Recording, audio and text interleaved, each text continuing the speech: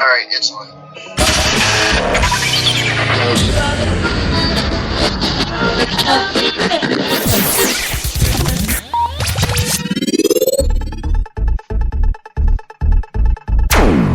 You all are listening to Zero Fucks Given Podcast, episode 41, and we are live tonight with John Rucker. We apologize for being a day late. This was supposed to air last night, but my Wi-Fi crapped out, and I wasn't able to get online. So here we are. We are live on Spreaker.com, and we are also live exclusively on the VCW network. John, welcome to Zero Fucks Given for your first one-on-one interview. Thank you. It's actually nice being here. You know, I watched the Brock Lesnar and Stone Cold podcast, and I was like, you know, that was pretty intense, but I was like, I bet I can top it. I'm going to get Arceus on this damn thing. And so tonight, I got you here live. We are live in the beautiful city of Springdale, Arkansas. It's been a rainy, cold day. I'm looking to get past it. This Sunday, Hell in a Cell. I'm ready. Mm-hmm. John, how long you been doing this e-fedding business? That's a good question. Since mid-September of 2011. Oh, so you've been going about 4 years. And you know, I know you started back in OWF, and then you went over to HCWL. And, you know, everybody hates on Faber for being a man of 1,000 gimmicks, but you got a few gimmicks yourself. Famous one, you got Wilfred, Wharf stash, and lately, the newest famous one is Arceus. That one's winning you world titles. Explain to me the difference between Wilfred, Wharf stash, the mindset difference of Wilfred, Wharf stash, and Arceus. Well, before I do that, like I've had, you know, multiple gimmicks throughout the years. I mean, I'm not going to go through just about every one of them, even through backyard wrestling. But the very first one that I actually did was the Crow of Crisis. That the very first one I've ever done, and then I worked my way up from Crisis, CMX. Which was a complete bona fide rip-off off of CM Punk. The one that was very controversial was Prometheus. Everybody hated Prometheus. That's the one that got you kicked out of. Well, it didn't get me kicked out, but it did get me prohibited from. You know, capturing any other World Heavyweight titles under that name. And then I remember when Nick and I were both talking about it, he said, you know, people were just getting really upset about myself getting that world title under the name Prometheus. And we were originally going to do like a 5-year title run. Straight 5 years. People weren't going to have that, and we just. Oh yeah, I mean, shit. This is E-Fed. This isn't the World Wrestling Entertainment. You can't put a title on somebody for 5 years and everybody be okay with it. It was a great idea at first, but the second it exploded, people were like, "Yeah, we're not going to do that." So Nick and we had both talked about it for a while, and then I said, maybe it's time that I just put Prometheus on the burner, and that's what I did. And I had left HCWL for a while, and I came back, and people got pissed off because Nick had asked me for my last time coming back if I wanted a world title shot. I said, yeah, sure, that would be very lovely. And next thing you know, people start bickering about me left and right, and then he backed out from giving me the world title shot, and I honestly got pissed off about it, because people were bitching about something that, honestly, and I will say this, I've said this once, and it's got me into a lot of trouble, and I don't care if I say it again. Those world titles are actually meaningless. They're not real. They're just an accolade with a reward that we get in the game, and that's about it. I mean, we just can't go to an actual job and say, well, guess what? I've won like 18, 19 world titles in RP. And they go, well, how good could you be at math? You can't do anything with RP for a real job.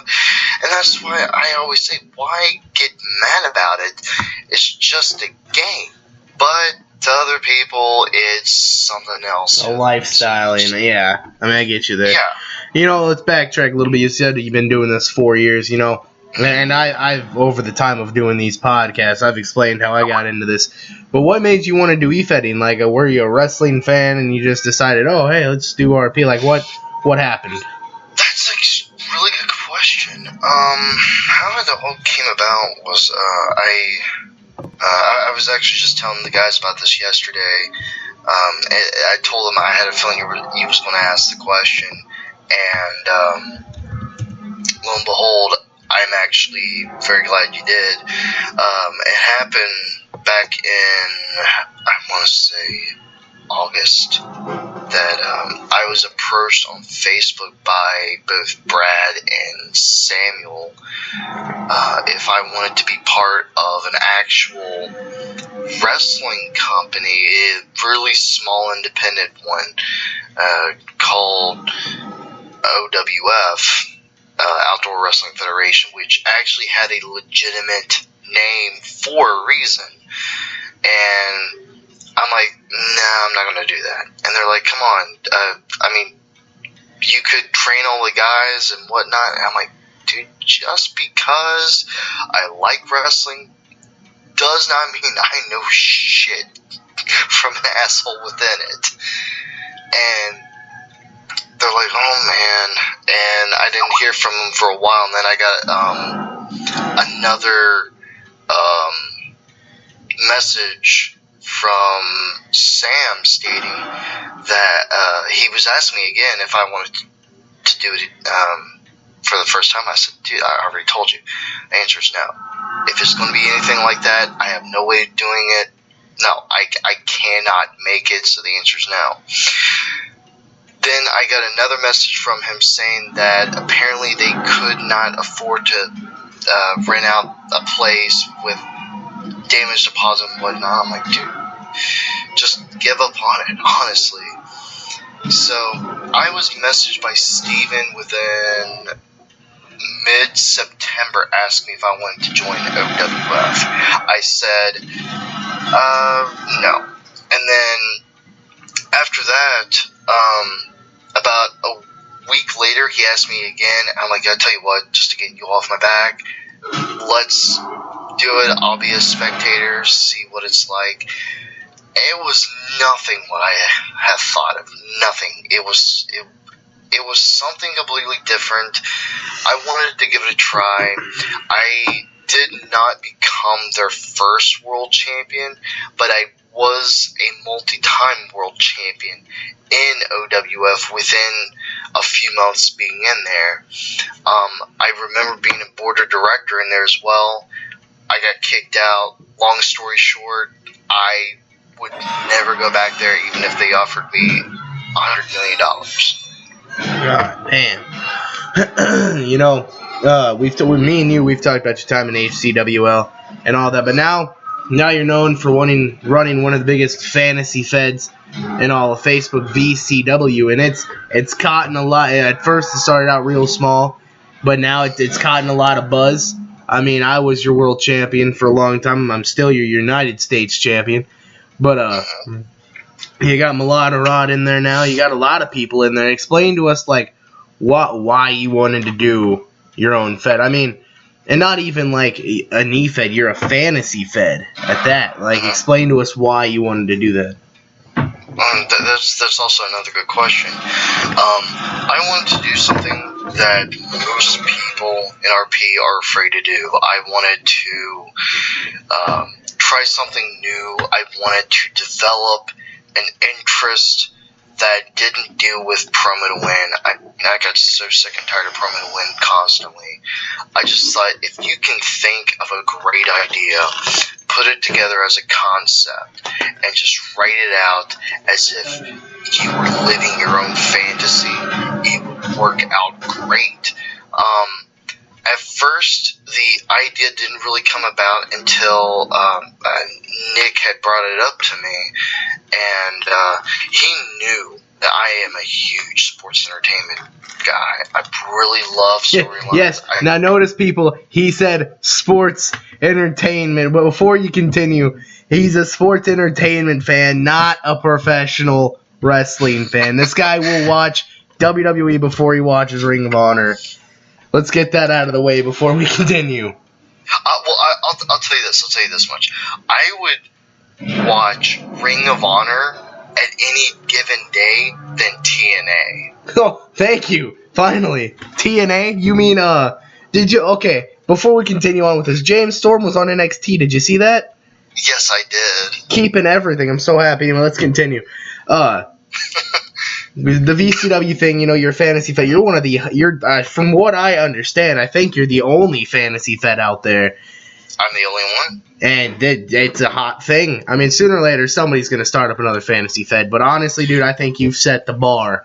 DRW, it wasn't the first fucking promo fed, and we're not the only promo fed out there, but we've been around 2 years without taking a break, so we've set the bar. So, we've set the bar for promo fed, you've set the bar for fantasy fed, and now that DRW and VCW are connected, let's talk about eFed Mania. eFed Mania, December 27th, six days after my wedding, actually, and 7 days after Modern Warfare 3 and DRW. But eFed Mania, VCW, DRW, RRW, PCW, HLPW, MBW, EWC, all the eFeds in Facebook going eFed Mania one night only, one night a year.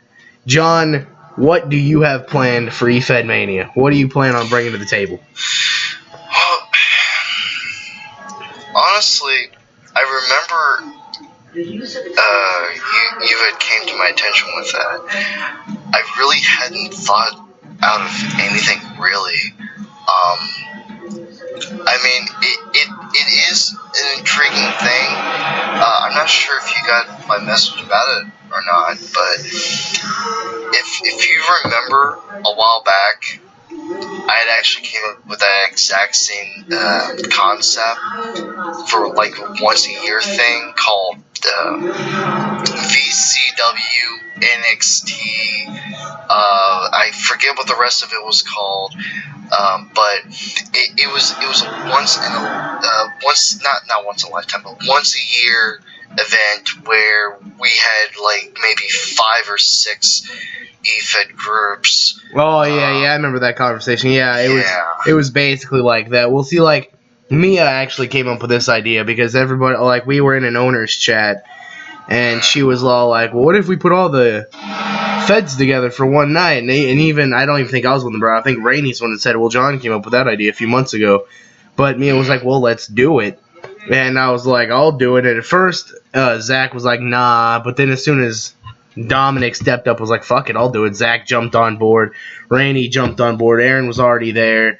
I think Brian's gonna jump in with Lucha Underground. I'm not sure, but well, see, that's the problem though, is that as soon as one guy that everybody knows just jumps on board with one thing, they all act like a big bandwagon, and they all got to jump aboard as well. I mean, if you look at VCW really isn't that big. I mean, we're slowly climbing up. That's what I want. I want it to take its time, take its pace, take its course. But to jump in like that as a very small company, I don't know. To me... Well, you're a small company, yes, but you're the biggest company at what you do. Like Lucha Underground is the biggest page fed. HLPW is considered the WWE of promo feds. I'd like to think otherwise, but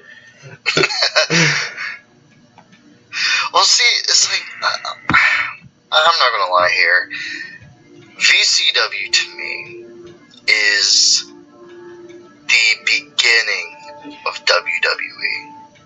Very beginning start of WWE. And I don't know. I'm kind of skeptical, or I'm kind of skeptic about the whole ideal. But when is it going to be? December 27th. December 27th. We decided December because me and Dominic, we have our manias in April, and April's just jam-packed with everybody's fucking manias. So we're like, let's not throw it in April. And I was thinking Starrcade. I was like, fuck it, let's put it in December. 6 days after my wedding, 7 days after Modern Warfare 3. I don't know. That's something that seems a little too early for VCW still. I mean, I think you should jump in and like have Milad Rod throw down with somebody. I mean, it's just an idea. I mean, yeah, I was the guy that like threw your name in the hat for you. I was like, John will do it, and I think you'll do it. I mean, it's because we wanted every Fed and at least every genre Fed, because we're even trying to get Lars from XWF, which is a forum Fed, to jump in on this. And now they're coming up with now the guys are trying to come up with an idea for all the Feds to have like this gigantic fucking Survivor Series style match, and it'd be a clusterfuck. And DRW's not doing it. I'm not gonna assemble a team. I will assemble a match, but I'm not gonna assemble a team. Well, like I said before, I mean, you never know. I mean, we still got plenty of time. I keep forgetting. I know it's in December of this year, but what day? December 27th. December 27th. Okay, so we got plenty of time for me to really think about this. Oh yeah. I mean, honestly, dude, I honestly think you should do it. Like, if it's the one piece of advice I'd throw at you, it'd be do it. Like, it's not only do it for VCW, it's do it. It gives you something to do, you know. Like, it gives you something to do from writing, and it gets VCW's name out there. Like, because there's gonna be somebody that's in this fucking deal that's not in VCW, and maybe they see it and they go, "Hey, this is really fucking cool," and then all of a sudden, Fantasy Feds blow the fuck up. Well, you know, there was actually something else that I just thought of, and I really want to bring this out. What? You and I had talked about this with multiple people within the board of directors themselves, and it's one of the ideas. I mean, I know I'm not the first one to do this, but it is a groundbreaking thing for VCW, and that is the official VCW Next Generation. The developmental. Yes. Yeah, see, I was actually going to ask you, I was going to be because the home of indie wrestling never happened because Steve didn't fucking do it, and then Dominic came back. So I'm thinking with DRW, to me and you, I would like to extend the contract now to give VCW the straight developmental contract for DRW. Because like you said, you're a small Fed, and I got you back. And we do the Next Generation, and we call it DRW and VCW Next Generation. It's worth a thought, but for now, what I really need to do is just focus on, breaking the mold. Oh, yeah, that's what I'm saying. I mean, like I said, you're the only Fantasy Fed out there, and you're the biggest Fantasy Fed out there. If there is another Fantasy Fed out there, it ain't big enough to fucking catch my attention.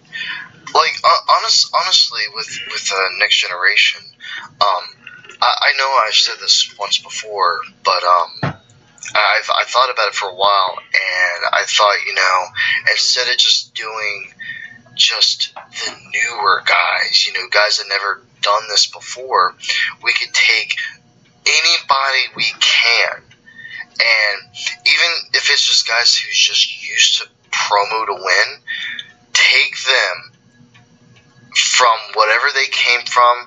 If they got super tired from being screwed over so many times, put them over into VCW Next Generation and mold them into what VCW expects out of them.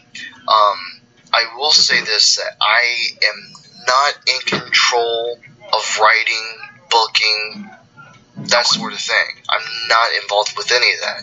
I am involved, however, of everything else that goes within Next Generation, but writing and booking and talent relations and whatnot, that is completely out of my hands.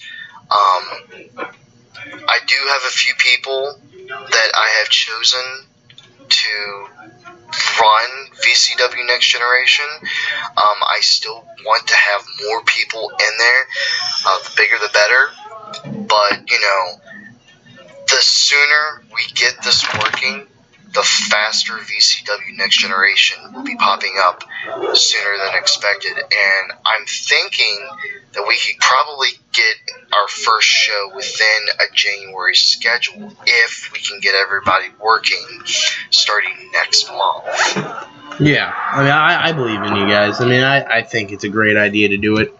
But we got 10 minutes here, and I'm going to take this 10 minutes to talk to you a little bit. VCW's doing a big thing, but let's talk about Arceus, the character. He's running red hot in DRW now. He debuted against Chris Zero, had a hell of a rivalry with him, probably rivalry of the year. But right now, you're the Universal Heavyweight Champion. This Sunday night, live in Greensboro, North Carolina, at the Greensboro Coliseum. It'll be live at the American Pit to pay tribute to Dusty Rhodes and Roddy Piper. You defend your Universal Heavyweight title against Curtis Strong, one of the biggest names in EFED wrestling. You gotta have some sort of fear here. What is your mindset going into this Sunday at the American Pit? Honestly, I really don't have a mindset at all. It's just you go in there, you do what you do, and you come out. And that's the thing about everybody nowadays is they always have some kind of plan up their sleeve. They have something. But the thing of it is like what Harry Houdini once told a young man when he asked him how did he do his magic tricks. He says, a magician never reveals his secrets. And it's like within DRW. A true superstar never reveals his move. So within that to be said, it's all in the card of hands, or the hand of cards, or whatever you want to call it nowadays. It's completely up to the guys that will face me, whether or not they are going to take me off my pedestal, or they failed trying.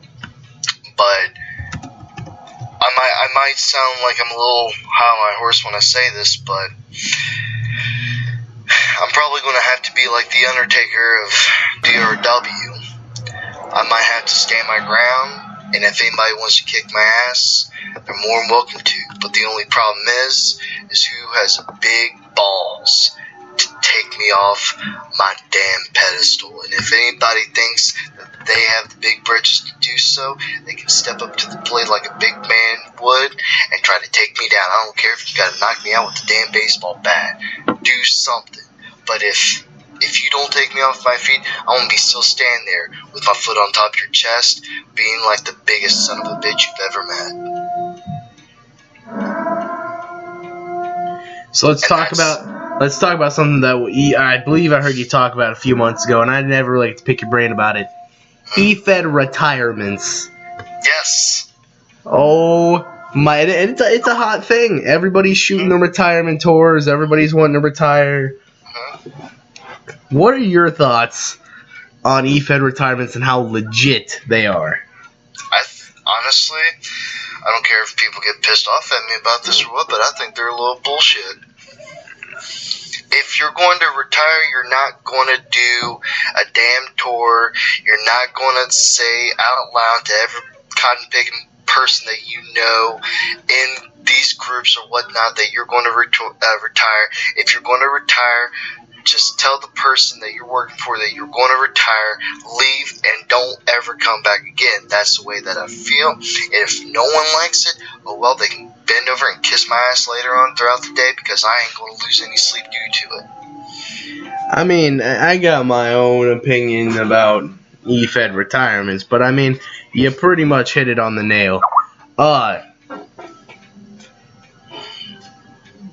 Let's talk about what? I mean, there's only one reason why I'm doing the farewell tour for Chris. There's only one reason. What? I respect him. Yeah, that's the only reason why I'm jumping on the Chris DeLeon. I mean, I'm fighting him this Sunday. I mean, honestly, if it was anybody else that was coming out with a tour and they were doing it, I would tell them, stop sucking on the tit and just leave. Zach's leaving in April. He has his whole tour lined up until April. Well, here's another thing, and I know you probably don't have a lot of minutes on you right now, but I will say this. I'm not even going to announce when I'm going to retire. Although I did say beforehand that I was going to retire at 20, you never know what could happen. But the day I retire is the day no one hears from me again. I'm not going to even announce that I'm leaving. If I tell you, I tell you. If not, oh well. See, I've thought about it. I mean, I'm pretty sure that I'm going to retire from in-ring action in DRW because I want to go wrestle other places. But I'm not retiring from wrestling. I'm just retiring from wrestling in DRW. It's because for the longest time I felt like I needed to carry that torch, and now I know that I don't. So, because the next generation took over. Cheap plug. But, anyway, we got 3 minutes left here. We're going to talk a little bit. You know, John, you are one of the most respected E-Fedders in this company. And I think it's because you're so real. Like, you're blunt to the point. I mean, the Mia thing that happened, you were dead honest. I mean, everything that's ever happened, you're just dead honest with it all. I wouldn't go as far as respected. I mean, there were a lot of people that really hated me for what I have said and what I have stood my grounds for. But you know what? At the end of the day, if you respect me for what I did, kudos. Great for you. But if not, then, oh well. Kiss my ass and move on. I ain't going to care.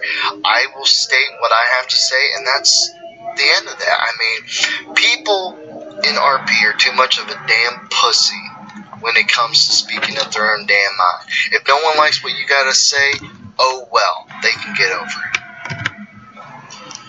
it. See, John, this is why we get along. I mean, I know, honestly, when you said that I was very respected, I gotta admit, I gotta call bullshit on that. I respect you. I mean, I haven't heard anybody talk. I mean, I've heard one person talk down about you, but I mean, it's not like everybody hates you. I respect you. I said you're most respected because I respect. I don't give a fuck what anybody else thinks.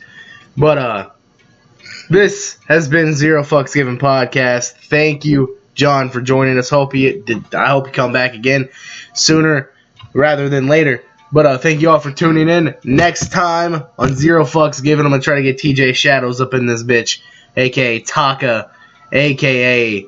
I'm not going to say his first name on here because I'd just feel rude. Anyway, all right. Thank you guys, and good night.